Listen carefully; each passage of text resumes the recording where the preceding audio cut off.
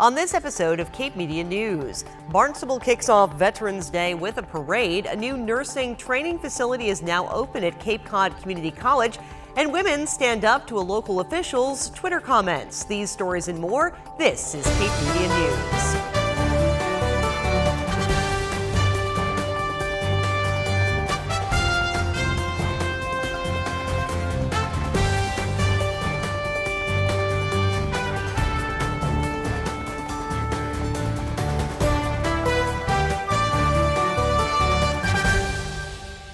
This is Cape Media News. I'm Sarah Colvin. Today we honor Veterans Day. Tomorrow is the official holiday, a day to honor all who have served. A number of events will take place over the weekend to honor the day. A stunning display of hundreds of American flags to honor personal heroes will be on display at Johnny Kelly Park in Dennis. The flags range from active armed forces military personnel or veterans to police officers and firefighters. You may sponsor a flag in tribute to your hero. All funds raised will benefit Operation Delta Dog and Emerald Hollow Therapeutic Center. Flags will be on display through Sunday, November 12th. A special dedication ceremony will be held Sunday at noon. Visit Fields of Honor at Johnny Kelly Park, 168 Old Bass River Road in South Dennis. Barnstable held its parade this morning. We'll have coverage later on in the program. Saturday, you're invited to the Barnstable Veterans Town Hall. 10-minute testimonials of 20 combat veterans. Veterans will tell the community what it felt like to go to war. This community event is hosted by the town of Barnstable and the Cape and Islands Veterans Outreach Center. Join in for an opportunity to listen respectfully and demonstrate your genuine interest. This is a solemn and non-political event. The concept for the event was created by Sebastian Junger, journalist, author, and veterans advocate, also supported by Congressman Seth Moulton, former Marine and Iraq veteran. The event begins at 10 o'clock in the morning, Saturday, November 11th, in the second floor hearing room of Barnstable Town Hall, 367 Main Street in Hyannis. The town of Chatham will honor its veterans on Saturday at 11 in the morning at the Chatham Community Center, 702 Main Street. The Chatham VFW, American Legion, Ladies and Men's Auxiliary, Chatham Coast Guard, Coast Guard Auxiliary, and local Boy and Girl Scouts will gather to honor all who served. And in Yarmouth, the Yarmouth Chamber of Commerce and the Yarmouth Police Department have teamed up to offer a number of discounts and free items to veterans. You can find a full list online at capemedia.org. Just click on Cape Media News. We take you now to Barnstable's Veterans Day Parade that stepped off this morning at 10 o'clock at Barnstable Town Hall.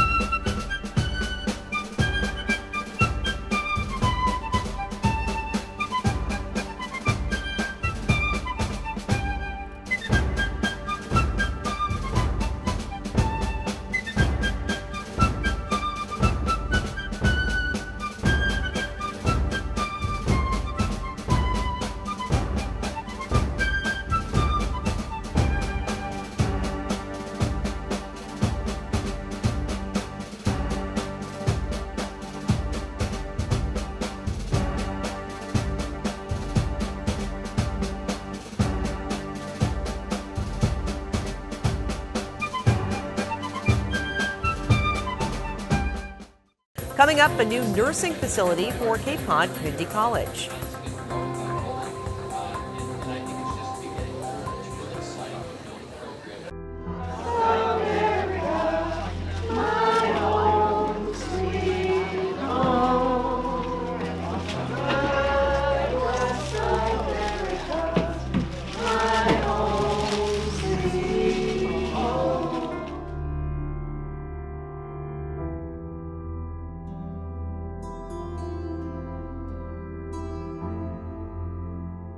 My father was a veteran, and it was the proudest that he had been in his life. And so I wanted to do something to honor our veterans. Last year was our first annual Veterans Buddy Project. And now this is our second one. It's like probably one of the most special things we do all year. The people love it. you know, they love to have the veterans, their brothers salute them, and they, you know, say, you know, thank you for your service, and you know, you're not forgotten. It's very, it warms everybody's heart.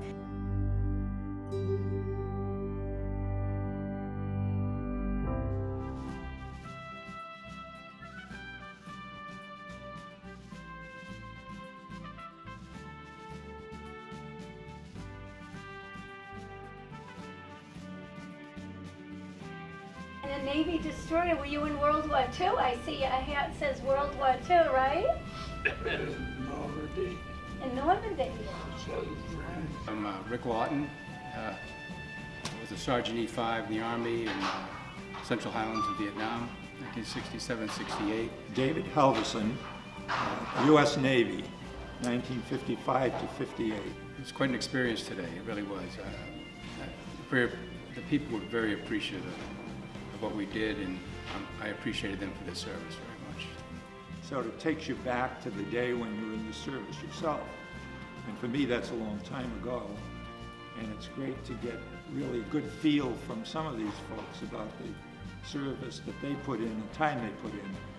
And so in World War II and Vietnam and all of these other areas of that battle. So yes, it was a great experience. Bless America, my home, sweet home.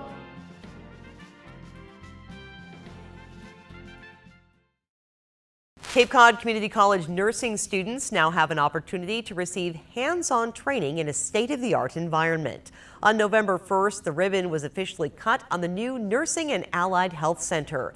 Donors and supporters gathered to celebrate the opening of the new center. It'll provide pathways to sustainable year-round employment here on Cape Cod. Nursing students at Cape Cod Community College now have access to a state-of-the-art teaching and training facility.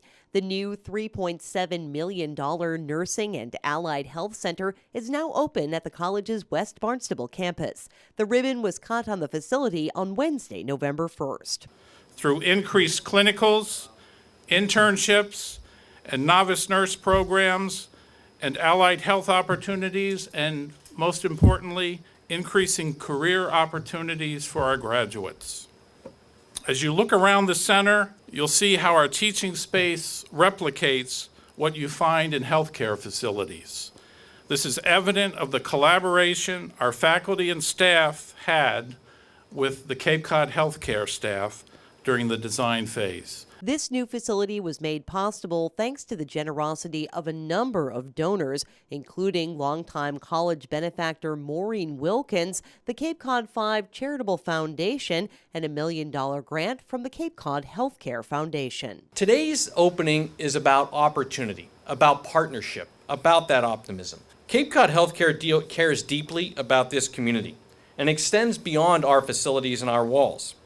Making the Cape a healthier place is very important to us. It's important to us to not own everything, but to partner, to give back, to help grow, to help foster. The rigorous new nursing program will allow more nurses to be trained every year. Forsees nursing students that graduate with an Associate Science degree in nursing will begin the RN to Bachelor of Science degree with UMass, as I mentioned. They will also have the opportunity to be hired by us. And we have pledged, through the support of my board, an additional $1 million in seed funding to ensure that scholarships are available not just in today's class, but in yesterday's classes as well. The healthcare industry is a leading job provider on Cape Cod. This facility will provide opportunities for many to find sustainable year-round employment. One of the things you should know is in our philanthropy, we actually carve out a special place in that specifically for Cape Cod Healthcare and Cape Cod Community College, because they're two organizations that have such a dramatic impact on the quality of life and the vitality of our region. We understand how important locally accessible higher education is. This access of higher education leads to opportunities for year-round employment. Students will have the ability for hands-on training in the new facility. It includes 2 exam rooms, 2 simulator rooms, and high-tech training mannequins. We are all very grateful and excited to practice in our new lab.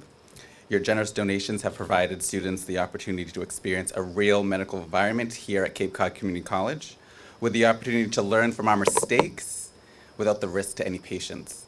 The new lab has become the bridge that connects the dots to our clinical experience and our lectured material. On behalf of all the students here at Cape Cod Community College that have the privilege to use this lab, I thank you all. Up next, residents raise concerns about certain comments posted by a county official. I'm a retired school psychologist, and helping people was my thing. I was very independent and thought I could take care of myself. I fell and I had to have Meals on Wheels. After my stroke, when Meals on Wheels started, I was on the other end of the stick, so to speak. Meals on Wheels, coming to my door as someone who's housebound, having someone check on me, assures me that I'm not forgotten. Meals on Wheels has given me a mode of freedom that I wouldn't have otherwise. We're the clients. We are the clients. We are the clients of Meals on Wheels. America, let's do lunch. 1 in 6 seniors faces the threat of hunger, and millions more live in isolation. Drop off a hot meal and say a quick hello. Volunteer by donating your lunch break at americaletsdolunch.org. In mid-October, women nationwide began posting #MeToo on social media sites to show solidarity with their sisters who have been subjected to sexual assault and abuse. The movement began with a tweet from actress Alyssa Milano designed to encourage women who had been sexually harassed or assaulted to tweet the words "Me Too" in an attempt to end the silence and bring attention to this important issue. Later that month, local county commissioner Ron Beatty, who's known for his rather controversial tweets, posted on his Twitter page, quote, "The so-called Me Too Twitter trend is a bunch of nonsense." That tweet was then reported on in the Cape Cod Times. Women began attending county commissioner meetings to urge the board to pay attention to this important matter. I am also concerned about the Me Too controversy that's been going on. I'm here today really to represent Indivisible Outer Cape. We're a small group of people who've gathered sporadically for the past year to support one another in what has been a very frightening year for some of our vulnerable members of the community. None of us are radicals. None of us are extremists. We're not plotting anything against Barnstable County commissioners.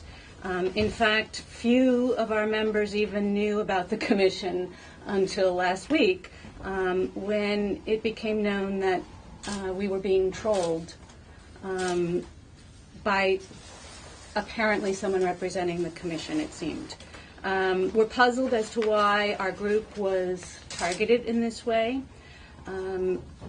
Despite the current climate, where vulgarity and disdain for traditional manners is to be found in the highest office, I'm sure most of us still believe in the common courtesies that we were taught as children. I was going to read a statement that I had planned myself.